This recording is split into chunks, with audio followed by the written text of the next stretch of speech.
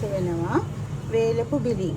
මෙන්න මේ වගේ බිලින් අරගන්න. මම බිලින් එක අරගෙන හොඳට හොදලා මේක මේ සම්පූර්ණ gediya පිටින් තියෙන ඒවා මේ විදිහට පොඩ්ඩක් මේ ඉරාගෙන තියෙන්නේ. පොඩි කෑලි වලට මේ විදිහට ඉරලා අරගන්න ඕගොල්ලෝ. කපපු නැති බිලින් ගත්තොත් වේලපු ඒවා මේ විදිහට පොඩියට ඉරාගෙන අරගන්න ඕනේ. ඊළඟට මට ඕන වෙනවා හාල් මැස්සෝ. හාල් මැස්සෝ සුද්ධ කරලා හාල් මැස්සොත් මම හොඳට මේ විදිහට මෙන්න මෙහෙම මේක දෙකට පලා ගන්න. දෙකට පලාගෙන මේ තියෙන මේ අයින් කරලා ඒ ඇතුලේ තියෙන ඒවත් අයින් කරලා මේ විදිහට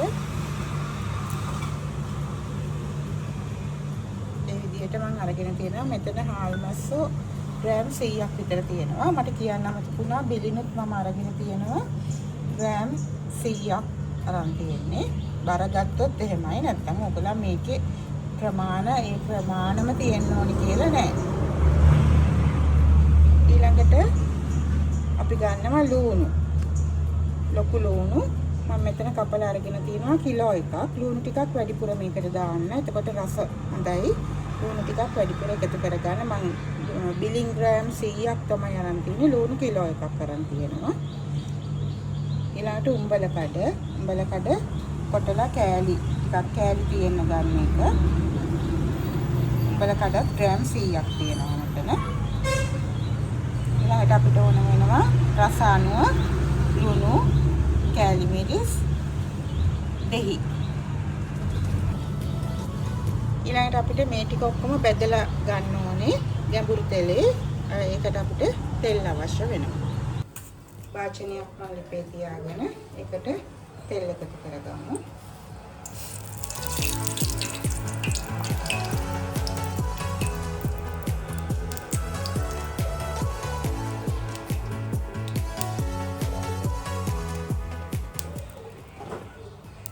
තෙල් එක රත් වුණාම අපි ඒකට ලුණු ටික දාලා මේ විදිහට බැඳ ගන්න. තෙල් එක රත් වුණාට පස්සේ ලුණු ටික දාලා අපි මේ විදිහට ලුණු ටික හොඳට රන්වන් පාට වෙනකම් බැඳ ගන්න ඕනේ.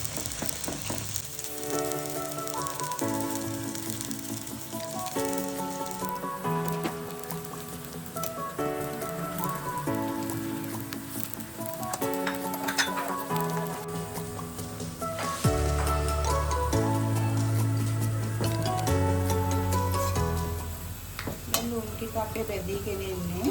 කන්වන් පාට වෙනකොට තව විනාඩියක් වගේ තිබුණාට පස්සේ අපි මේක බා ගන්නවා.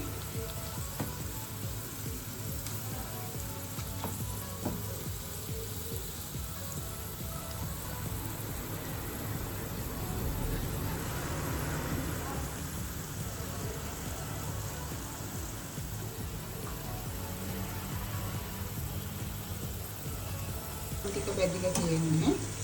ලුණු ටික අපිට බාගමු.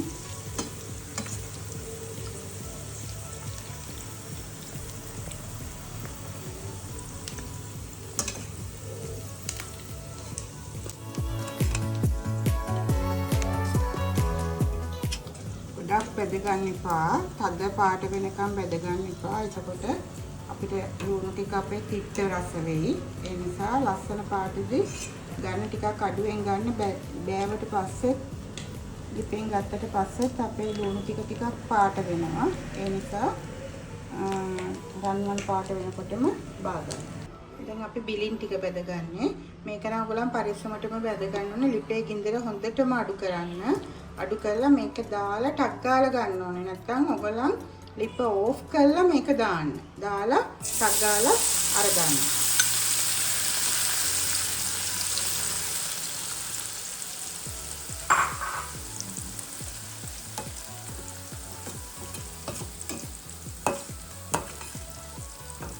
මේක කර වෙනවා පිච්චෙයි. ඒක නිසා ඉක්මනින්ම බා ගන්න ඕනේ.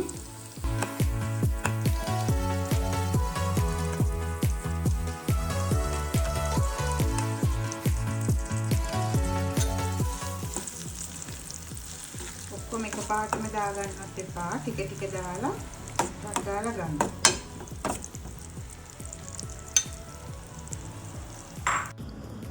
අපිට තව අවශ්‍ය වෙනවා සුදු ලුණු. මම සුදු ලුණු දික් 5ක් විතර මේ විදිහට හීනියට කපලා අරගෙන තියෙනවා. ඊළඟට කරපිංචා, ඊළඟට අවුමිරිස් ටිකක් ඕන. අවුමිරිස්ත් කර 4ක් 5ක් විතර මේ වගේ කපලා හීනියට අරගන්න ඕනේ. මේවා ඔක්කොම අපි තෙලේ බෙදලා අරගන්න ඕනේ. සුදු ලුණු ටික අපි බෙද ගන්න ඊළඟට.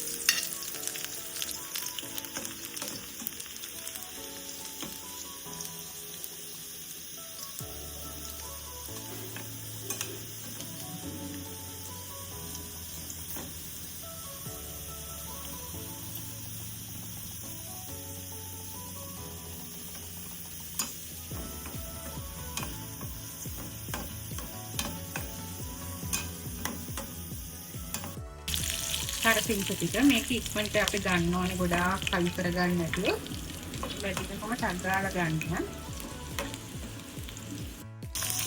ඊට අවුමිරිස් ටික බෙද ගන්න මේ විදිහට. ඊළඟට පෑන් එකක් ලිපේ තියාගෙන අපි තෙල් මුකුත් දාන්නේ නැහැ. නිකන් මේ අපි ගන්න මිරිස් ටික ලිප ඔෆ් කරගන්න දානකොටම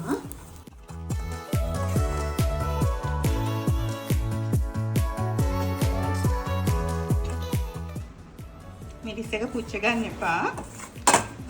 ලිපෝ පෑන් එක රත් වුණාට පස්සේ ඕනනම් ඔයගොල්ලන් ලිප ඕෆ් කරලාම දාගන්න. නැත්නම් ටිකක් අමාරුයි කැස්සක් දෙනවා මිරිස් එක බෙදෙද්දි. කලු කරගන්න එපා. යන්තම් පෑන් එකේ එහාට මෙහාට කරලා මේක පෑන් එකේ රස්නෙන් බෙද ගන්න. මේකට දානවා ලුණු ටික එකතු කරද්දී පරිස්සමෙන්. මොකද අපි ගන්න බිලින් වල ගොඩක් ලුණු තියෙනවා. ඊළඟට ආල්මැස්සෝ ඒවයි ලුණු තියෙන නිසා ලුණු එකතු කරගද්දී ටිකක් පරිස්සමෙන් එකතු කරගන්න. නැත්නම් ලුණු වැඩි වෙයි.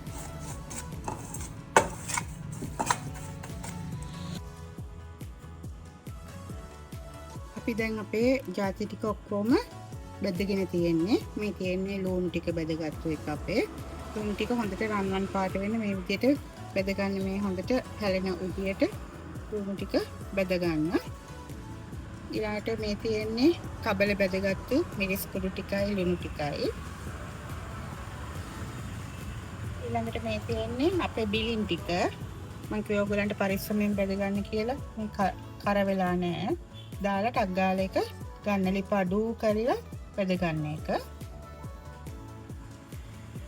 ඊළඟට මෙතන තියෙනවා උඹල කඩ, හාල් මැස්සෝ, ඊළඟට අමු මිරිස් ටික බෙදගත්තු, කරපිංචා, සුදු ලුණු.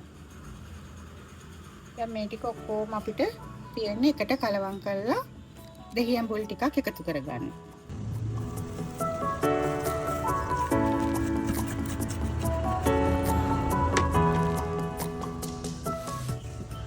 ඊළඟට අපි බෙදගත්තු බිලින් ටික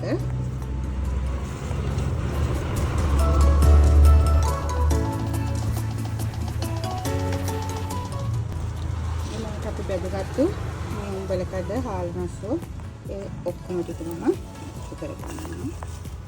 හාල් මැස්සෝ ඔයගලන් කැමති නම් පොඩ්ඩක් මේව ලොකු නම් ඔයගලන්ගේ හාල් මැස්ස ටිකක් ලොකු නම් මේ විදිහට පොඩ්ඩක් අතින් කඩා ගන්න, පොඩි කරගන්න. එතකොට අර ලොකු කෑලි නෑ. හාල් මැස්සු ගනිද්දිත් ඔයගොල්ලන් පුළුවන් තරම් පොඩි හාල් මැස්සු ගන්න බලන්න. එතකොට මෙහෙම කඩන්න ඕනෙත් නෑ චූටි හාල් මැස්සු ගත්තාම.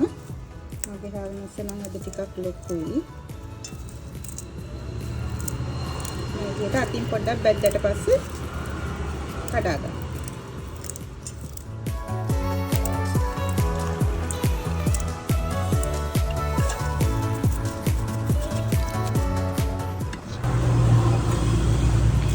අපේ මිරිස් කුඩු ටික මිරිසත් ඔයගොල්ලන් කැමති ප්‍රමාණයක් ගන්න. ඔයගොල්ලන්ගේ රස අනුව අඩු වැඩි කරගන්න පුළුවන්. ඊළඟට මම මේකට දෙහි ටිකක් එකතු කරනවා. ඒකත් රස අනුව එකතු කරගන්න. ඔයගොල්ලන්ගේ ගන්න ප්‍රමාණෙත් එක්ක දෙහි රස බලලා එකතු කරගන්න.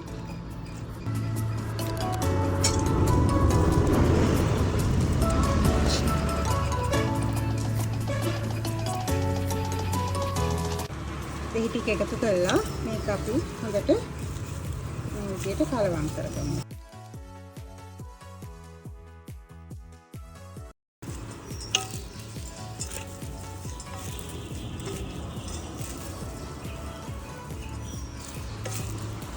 හරිම රසයි. ඔයගොල්ලෝ මේ අවුරුද්දට කිරිබත් කන්න හදන්න පුළුවන්. ඒ වගේම බත් එක්ක කන්නත් මේක හරිම රසයි.